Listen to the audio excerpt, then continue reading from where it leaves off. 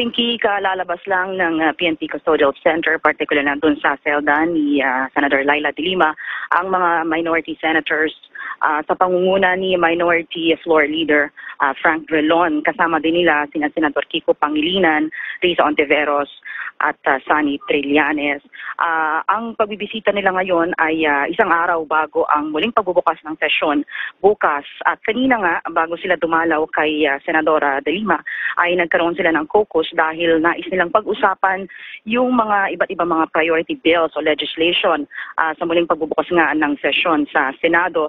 Dahil nabanggit din ni Senador Laila de Lima na nais niyang sumali o makapag-participate doon sa mga deliberasyon na gagawin sa Senado, lalong-lalo na doon sa mga medyo contentious issues, Pinky, katulad halimbawa ng reimposition ng death penalty, yung pagbaba ng edad ng criminal liability at kabilang na rin dyan yung pagsuspinde doon sa barangay election. Kaya ngayon ay pinag-iisipan ng mga minority senators kung paano sila gagawa ng paraan o baka mag-petition daw sila sa korte kung pwedeng makasali o dumalo halimbawa si Senator Laila de Lima sa mga deliberasyon sa Senado. At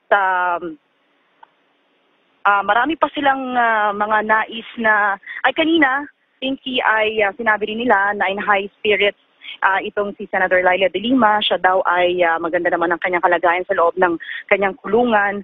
Siya daw ay nagbabasa ng mga libro, ng Biblia at kung ano-ano pa. Pero ang medyo excited daw ngayon ang senadora ay doon sa posibleng pagsalingan niya doon sa mga magiging diskusyon o deliberasyon sa Senado simula bukas. Pinky.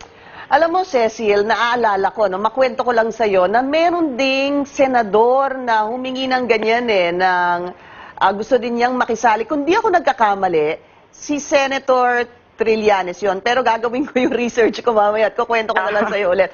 Tama ba? Okay. Naalala mo ba?